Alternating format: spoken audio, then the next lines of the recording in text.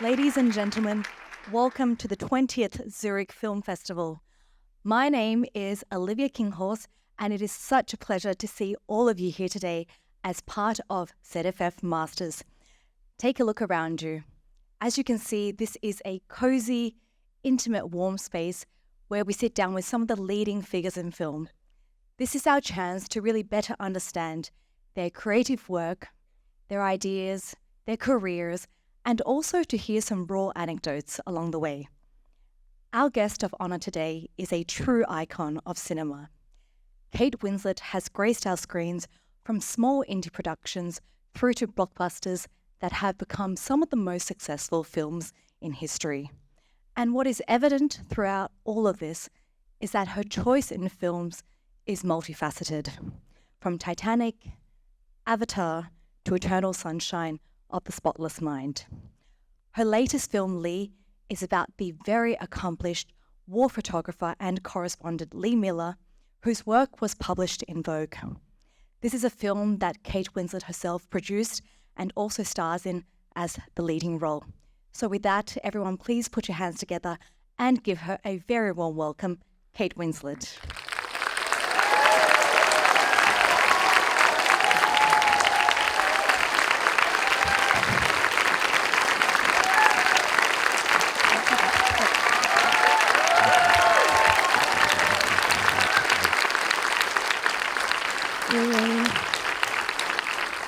Thank you. My goodness. So, make yourself at home in this. God, look at this. This is like... Yeah, I know. You can't get too comfortable, though. It's like in our living room. It is, actually. That's deceptive. Yeah. Very deceptive. I notice with these chairs, usually you just kind of sit right back, and then in the end, the photos don't look that great. No, I'm going to sit upright like this. Listen, everybody, this is, as I mentioned, a very comfortable space, and at the end, we want you to feel comfortable as well. So make yourself at home. I think we've also got some popcorn outside.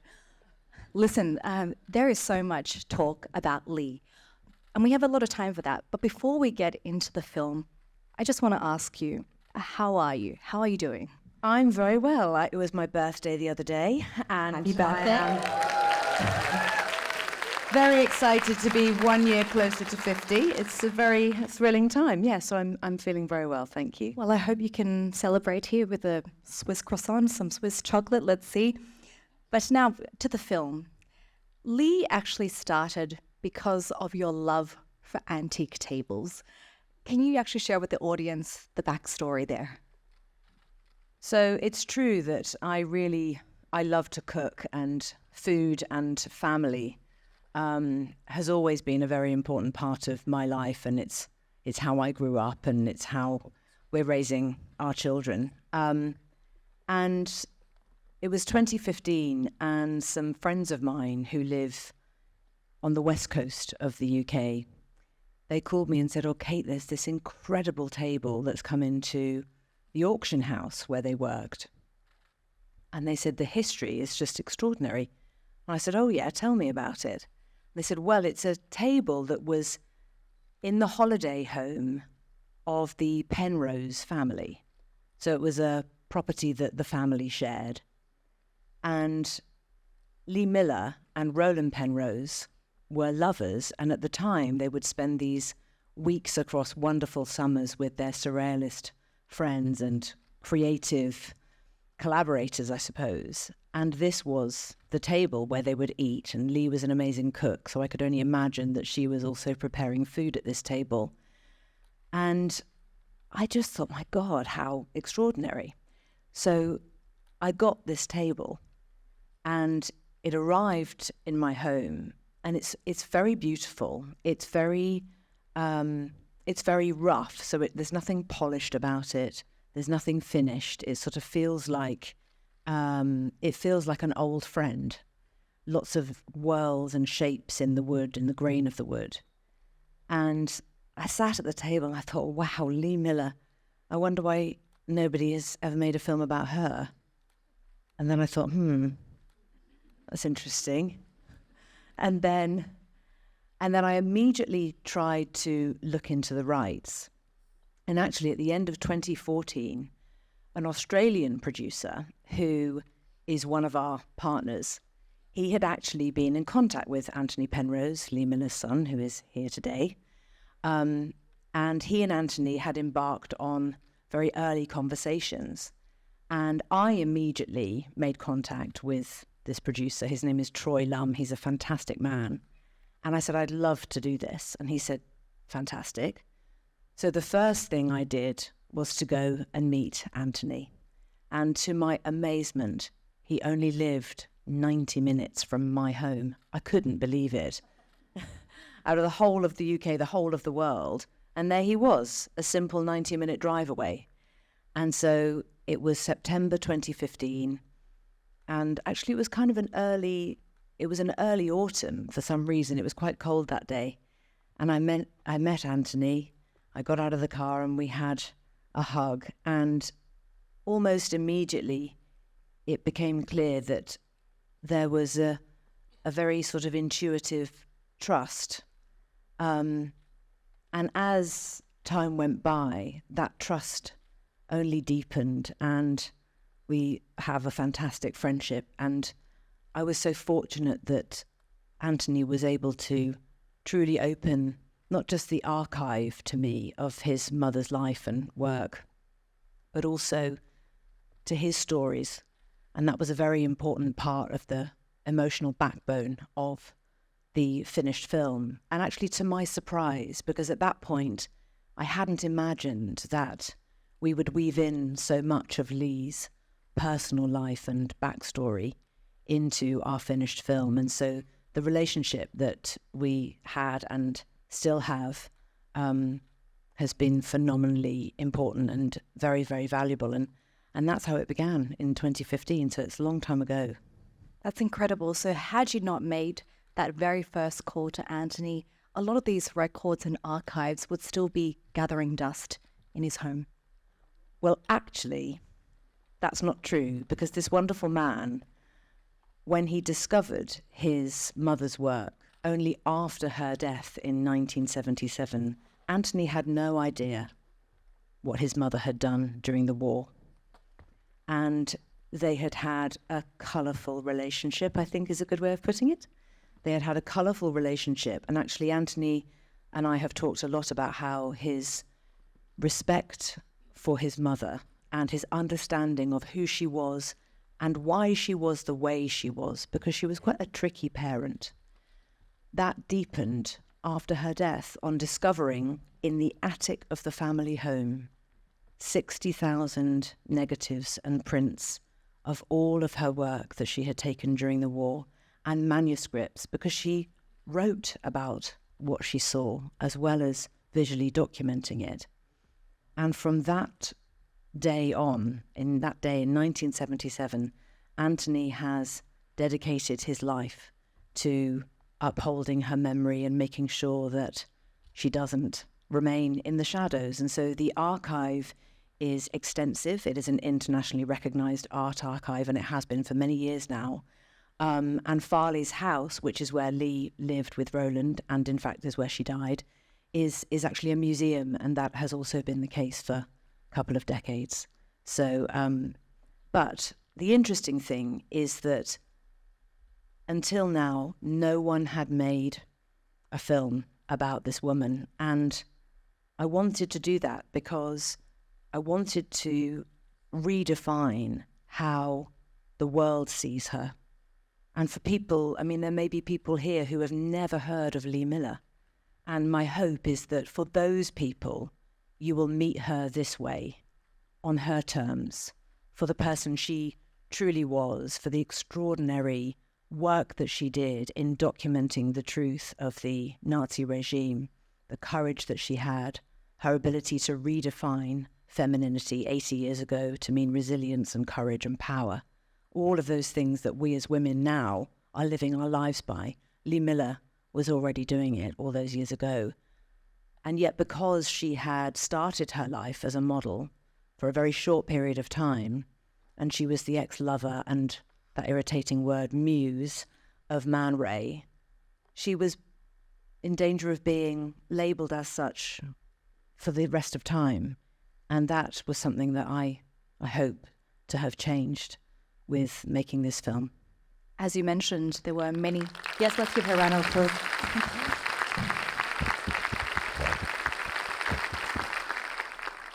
It is unfortunate because, as you mentioned, there were all these labels: cover girl, muse, model, that seem to have defined her as well in these headlines. How did you try to convey and capture the true Lee Miller and this chapter of her history that maybe wasn't told? Well, it became clear quite quickly that it would have been impossible to do a straight-up biopic. You know, this is a film about 10 years of her life. The 10 years that we all felt was her most significant decade in terms of her as a woman, and how much she changed actually during this decade of her life in ways that were everlasting.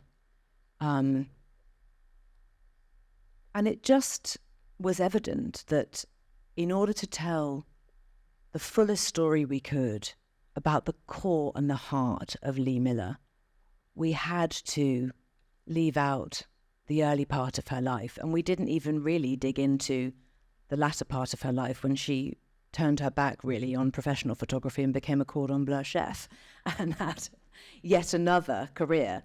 So she was this extraordinary woman who lived so many lives, which is why one of Anthony's books is entitled The Lives of Lee Miller, because she did keep reinventing who she was in this remarkable way. And she talked a lot about how restless she was as a woman in the world, and this sense of forward moving all the time, forward motion, of looking into the corners and wanting to see what was next, and never being able to just sit back and observe. She had to go in to the action, whatever it was that she was doing, but particularly during the war.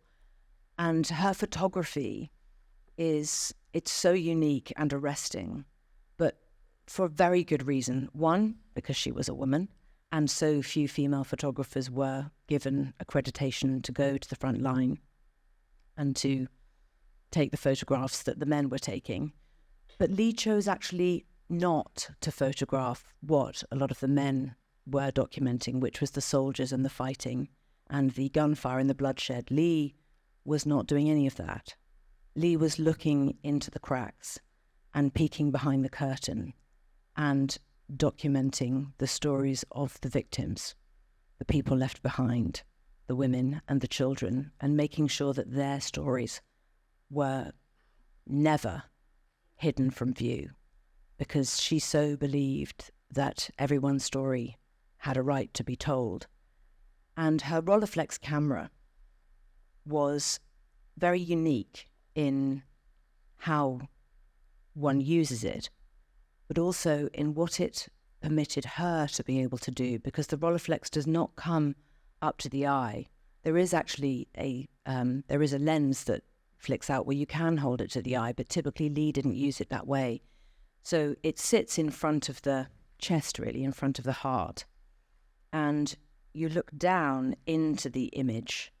So what that means is that as she was pulling focus and making sure her light readings were correct, she was then able to look up and meet the gaze of the person she was photographing.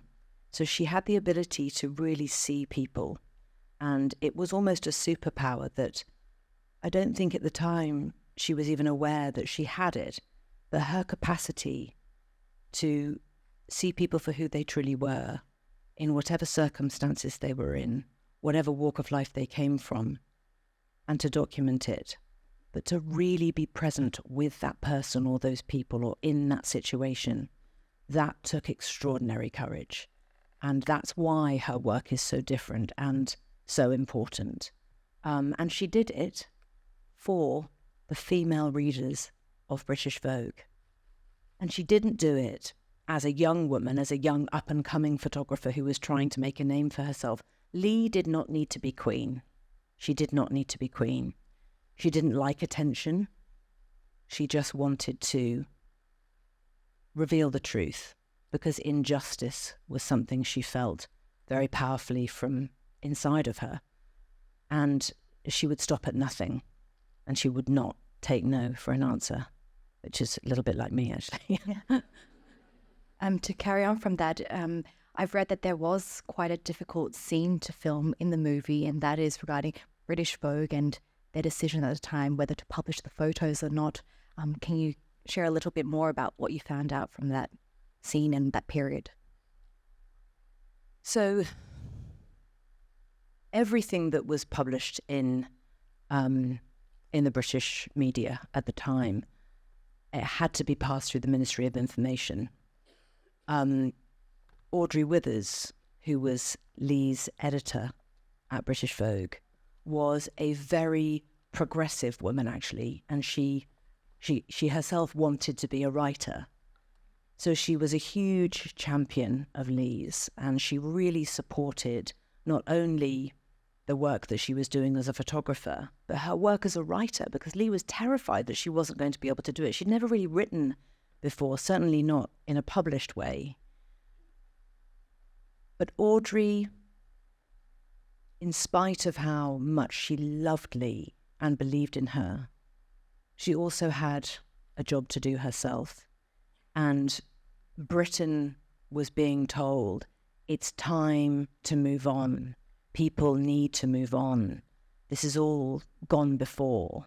These images might disturb people. But the length that Lee had gone to capture the horrors of Dachau, which we do see in our film, we touch upon it in our film, that work for Lee was, I would suggest, the most important of her life, and I think she would feel the same way. And Audrey was not permitted, actually, to print more images than she did. A few small images covering less than half a page, half of one page. And the fury and the betrayal, actually, that Lee felt that more images had not been printed and on a bigger scale. She knew that so much was kept from view, and it was. She knew that there was so much that people didn't know. And she just kept saying, this happened, this really happened, you have to believe it. And eventually, sometime later, more images were printed in American Vogue, and Audrey Withers had played a part in ensuring that that happened.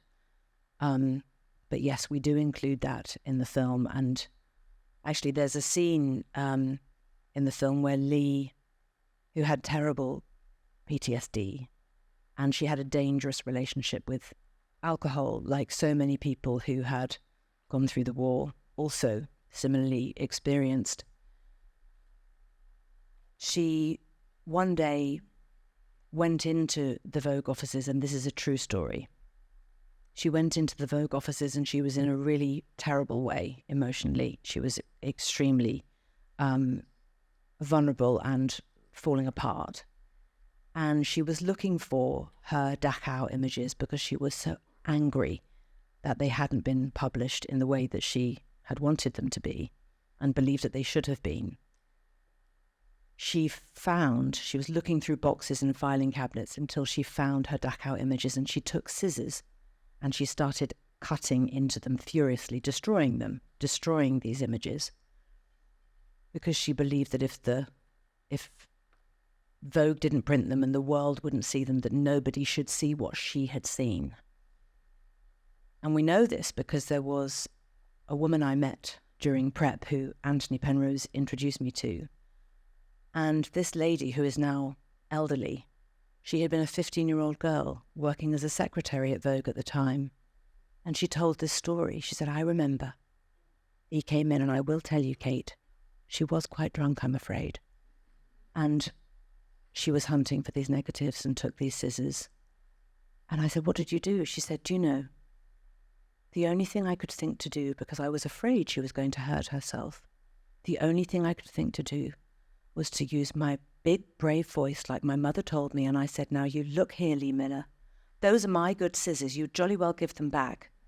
And Lee stopped. She did stop.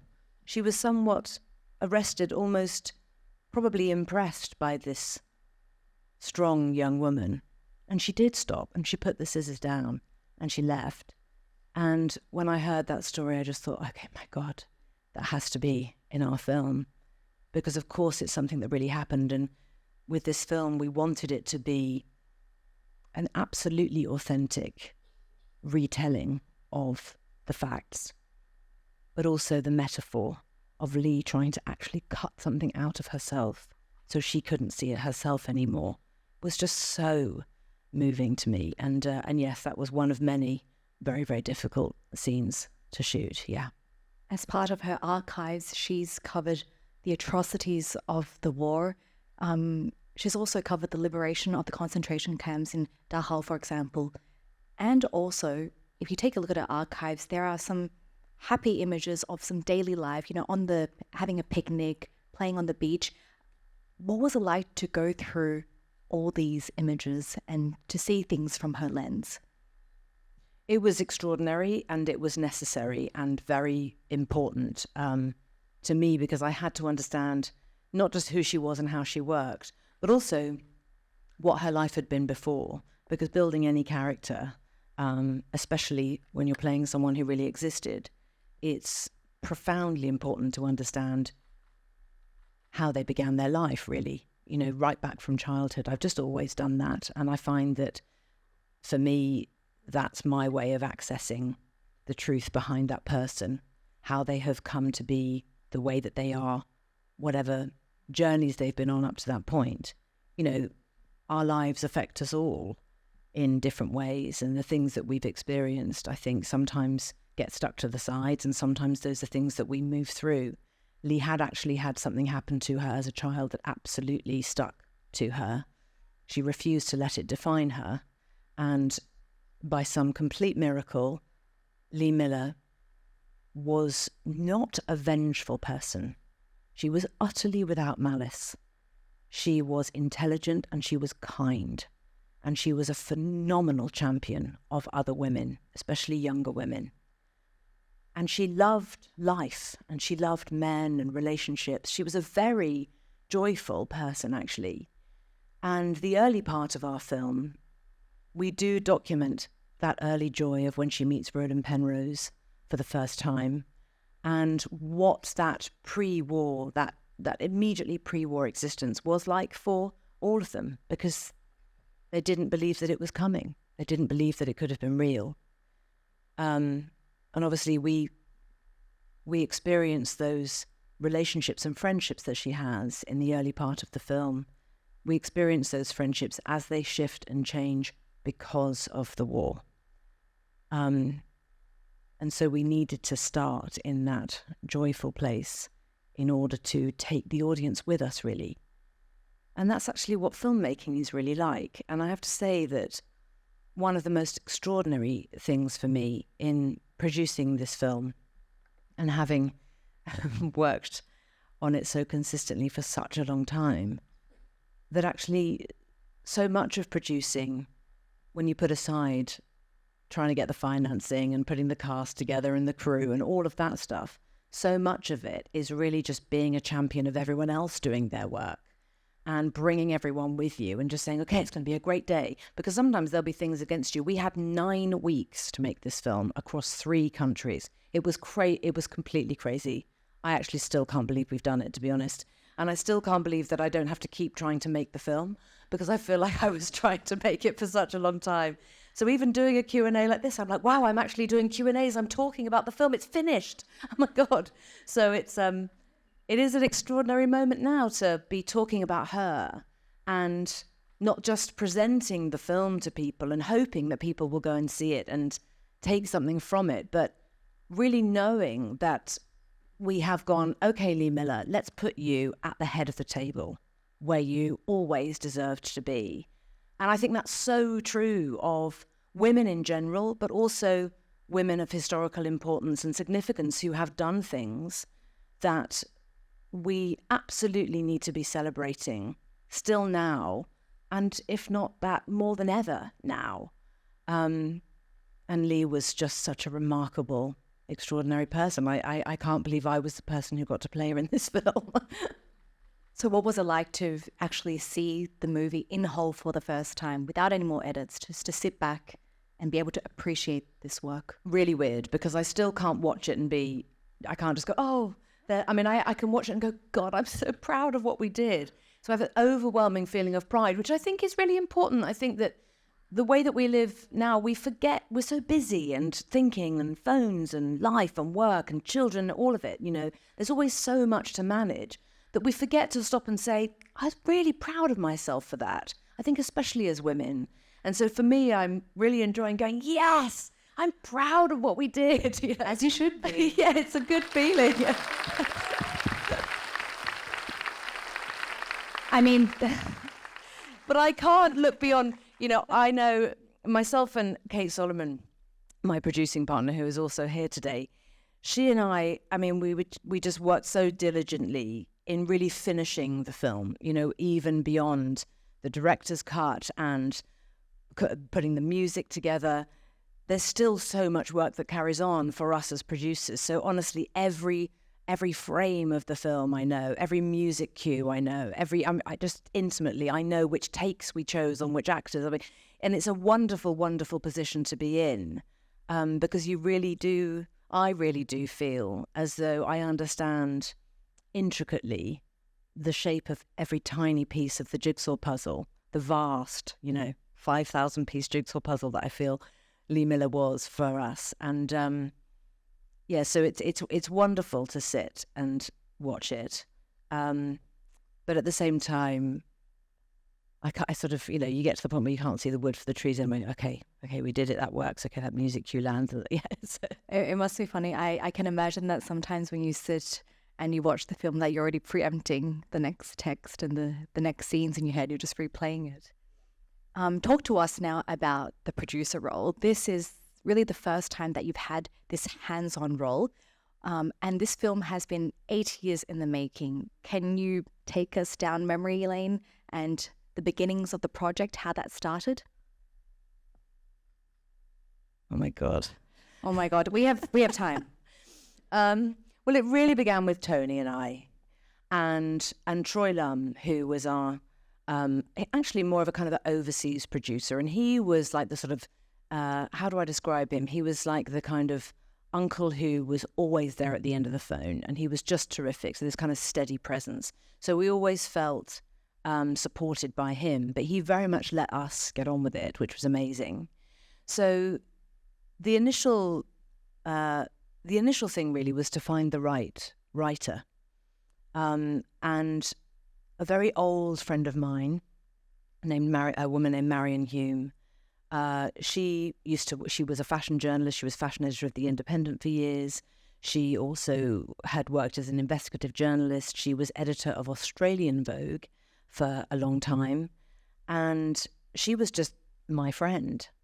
And when I started working on the film, she said, well, anything you need, because I do know a lot about this period of history, and I know a lot about Lee Miller. And I said, brilliant. So she sort of was just loosely helping me as a researcher, as a buddy. And together we were putting together research documents that we knew would be helpful when it came to the point of talking to costume designers or set designers or cinematographers. We knew that we would need to educate those people with more information than you could find on Google, basically. So after about 6 months or so of working closely with Marion Hume, putting this sort of folder of information together, I turned to her and I said, you should write this. Like, you can do it. Oh, no. I'm not a screenwriter. I said, why not? Of course, why aren't you? You should be. You can do it. Oh, no, Kate, I don't think so. I said, okay, no, you're going to do it. She was like, oh, God, okay. And that was just what it was like, honestly, was sort of giving people opportunities. And not just that, but making them really realise their full potential. She's an absolutely brilliant writer. And she's also quite a lot like Audrey Withers. She's a bit older than me. And so we have this relationship where even in moments when I think, oh God, are we ever going to do it? She would say to me, no, come on, keep going. And so we sort of did that for each other. So Marion was the sole writer for a while, along with a more experienced writer named John Colley, who helped with structural shaping. And then we got the screenplay to a certain point and it just needed a little uplift. And Liz Hannah, who's a wonderful American writer who wrote The Post, she came on board and built in some key structural narratives that really pulled everything together. But it was a necessary and important process that we took time with that. We weren't in any kind of a rush. You know, Lee Miller's story could never get tired or old. There could never be a better or a worse or an indifferent time to make a story about someone who's so important and so powerful. And so we just took the time we needed to get it right. And then it was a case of finding a director. So in about 2019, I started having conversations with, it was the end of 2019, and I started talking to Ellen Kuras, who is our director, who I had known since 2003 when we worked together on Eternal Sunshine of the Spotless Mind. She was a cinematographer for years, across decades, and worked with extraordinary people, Spike Jonze and Martin Scorsese, and she had this wonderful career and had built up incredible relationships in the film industry as a cinematographer. And she had moved into episodic television and had been doing that for 5 years or so when I said to her, don't you think you could direct a feature? And that was how our conversations began. And it just made perfect sense because Ellen, being somebody who had spent her whole life and built a career on creating visual narratives, it so clearly mirrored what Lee did and who Lee was. And it just made complete sense. And then from there, we started to put together the crew. I'm very fortunate that I've always had good relationships with people I've worked with over the years. And so we have many people on this film who I worked with when I was 19, 25, 27, 22. I mean, these people who we've all sort of grown up in the industry together. And it was wonderful to say, oh my God, we can do this thing together now. And we had all those people and that wonderful energy and their brilliant creativity. And then at the point that it looked like we really had a film, Kate Solomon came on board. Kate worked with Paul Greengrass for years and years and has more experience than probably all of us put together. And that was the thing that really pulled everything into one place. And we had a film, we were able to put the financing together, and we finally shot the movie at the end of 2022. And then we had an actors and writers strike, actually. And we decided to delay the release of the film because it would have just broken my heart not to be able to come and sit and talk about the film to all of you and to talk to you. And so we just waited. So we waited a year, and here we are. Still can't believe it.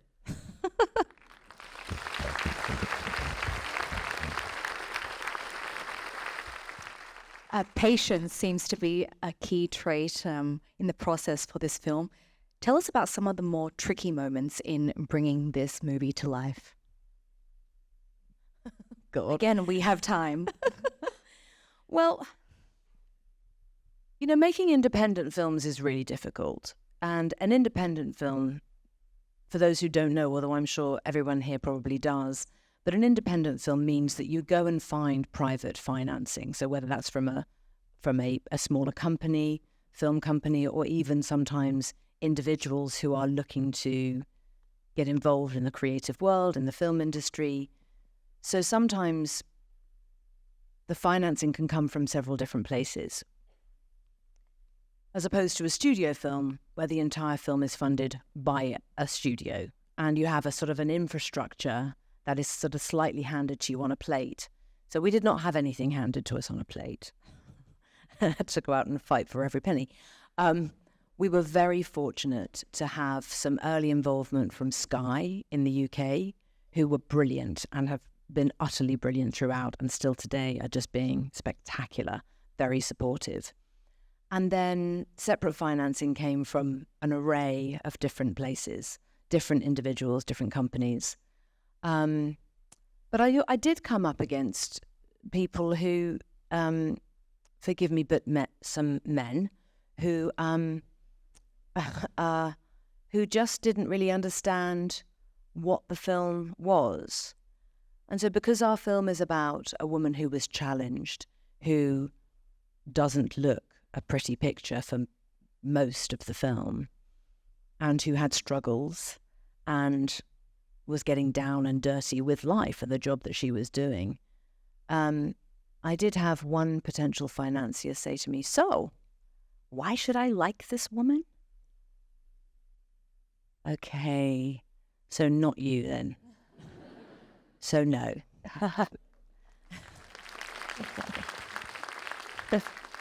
And then just patronizing stuff. You know, a director who wanted me to do a film with him, which I really wasn't sure about, said, "No, I tell you what, if you do my film, I'll help you get your little Lee Miller film funded." Again, no. You won't help me. Go away.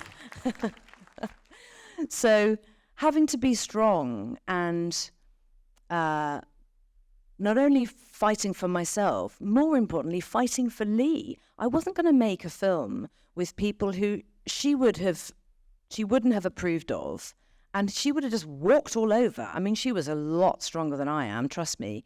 And I just knew I had to honor her as well in the process of making the film. You know, she was a woman who led with such grace and integrity and compassion. And we tried to make the film with that same sentiment, you know, with integrity and grace. It was important, very important. And yeah, the experience when we actually came to filming was just extraordinary. I mean, it was very hard. Of course, as I said, we only had 9 weeks and we had lots of actors in different locations, but wonderful, wonderful crews in Croatia, which doubled up for the south of France, as well as a couple of other locations, actually. And the bulk of the film we shot in Budapest. And Budapest doubled up for parts of Paris and parts of London even. Budapest was an extraordinary place to shoot, and the company we worked with there were incredibly supportive and very kind of game. You know, you have to have everyone behind you. Yes, we can make it work. We can make it work. And yeah, we had a lot of that from the people in Budapest. What is a particularly memorable scene for you that you thought, I just have to get this right? Honestly, I thought that about every single scene. Just have to get this right. We just have to get this right. You know, some of the more challenging scenes were definitely when we get into much finer, important detail. When we recreate a lot of things that really happen because we're constantly recreating actual images that Lee Miller took. I was constantly using the camera. It wasn't just a prop. We had real film in the camera. I absolutely knew how to use it. I worked with Tony and a wonderful camera historian over several months, actually, in order to make sure that camera felt like something I could just do it with my eyes closed. So I was also photographing every image as we were recreating it on camera with the camera. And I became very protective of the camera because I was the only person who knew how to change the film. In fact, we had this wonderful Hungarian props guy named Bela, who I just will be grateful to him forever. He just through watching me, he taught himself how to change the film. And I remember he came to me, it was the second to last week of the shoot. And he said, oh, because he didn't really speak English very well. He said, "It's change." And I said, "Yes, I can change it now. Have you got the film?" He said, "No, I did it." And he was so proud of himself. And he'd been watching me across these 7 weeks and he'd figured out how to change the film. But other than that, it was that, you know, I had to feel as protective of the camera as I'm sure Lee was. So everything was really a challenge. And Lee Miller was very famously photographed by her colleague, Davy Sherman, of Life magazine. The two of them were joined at the hip during the war. Very, very, very close friends, had a very special relationship that lasted actually until Lee died. But he photographed her having a bath in Hitler's bathtub. And we really had to get that right because the detail in not just the way that photograph is taken and how it is composed, but the choreography within the frame that Lee and Davy would have heavily constructed together. So, I mean, any historian, anyone who knows a lot about Lee Miller and her work will have scrutinized that image, and we knew that, and we scrutinized it just as much, down to, memorizing the numbers of each negative. But that was something that we really couldn't get that one wrong. Similarly, when they discover the train carriages just outside of Dachau.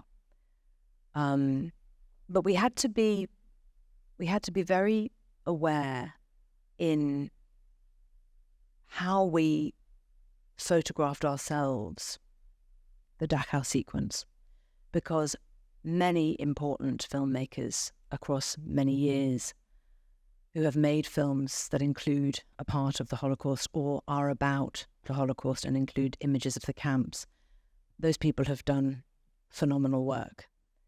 And it was important that we didn't try and emulate similar types of shot choices, but that we just stuck to the facts and that we only recreated images that Lee took, and coming to understand how that felt for her to be in each one of those moments and what it took her emotionally to get herself through that. So always being led by what she had seen, the work that she had done, but the emotional journey for her. And through that Dachau sequence, we were absolutely vigilant about that, and that helped us a lot, because it meant that filming something that, whilst we knew it wasn't real, it was real once, and there's a huge responsibility that comes with recreating scenes of that nature, and we had to find a way through it that was practical and steadfast, actually, and calm. And that was very, very difficult to do, as I'm sure you'd imagine. How did you come to decide which photos would be included in the film? As you said, there's tons of material out there. Which was the ones that resonated with you? Well, there are thousands and thousands of images, and, to a certain extent, we were spoilt for choice. But Marion and I and Tony, quite early on, we talked about which images we would use. And at one point, I do remember us lining them up on a table, actually. I remember us setting them out. And it was really a case of which of her images were the most arresting and almost unbelievable in terms of how had she come to be where she was in that moment, and capture that image or capture that moment in time. And as soon as we started building the narratives around each one of those scenarios, that was how it became clear which images would work for the film and which ones wouldn't. I mean, not that none of them wouldn't have worked, but it was just a case of which narrative gave us the most access to her experience.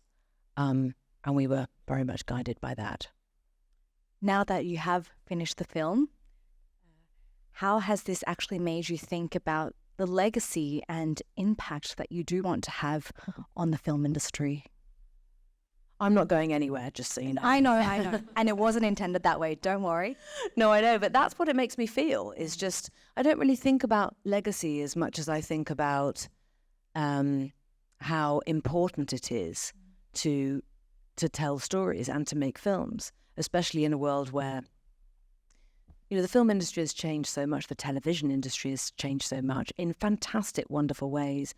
But because we have access to so much on streaming services now, these incredible, huge, long dramas that I myself have been a part of and will continue to be a part of as the years go by, actually there's something incredibly special about coming and sitting in a cinema and doing something that, if we were lucky enough, we got to do sometimes when we were younger.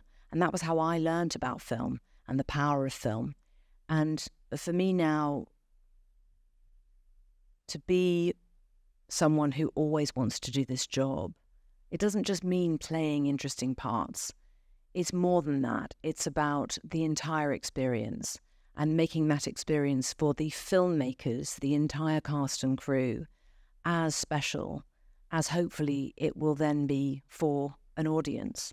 So I think what I'm trying to say is that I appreciate the job that I do more than ever before, because as time goes by, I think I'm understanding the emotional significance of telling stories that may otherwise not have been told, certainly when it comes to telling stories about real women who did incredible things like Lee Miller.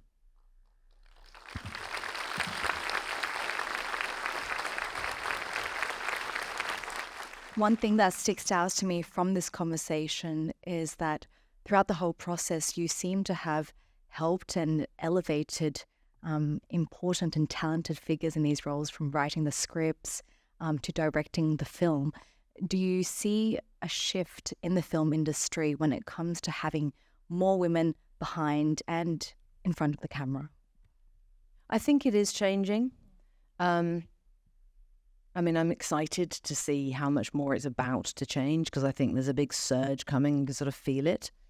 At least I hope I'm right about that. I mean, one can never know, but certainly I think things are changing. And I have to say that I do feel, and just in conversations with friends, just friends of mine in my life, people who aren't a part of the film industry necessarily, but with my female friends, there is an awareness of one another more as women.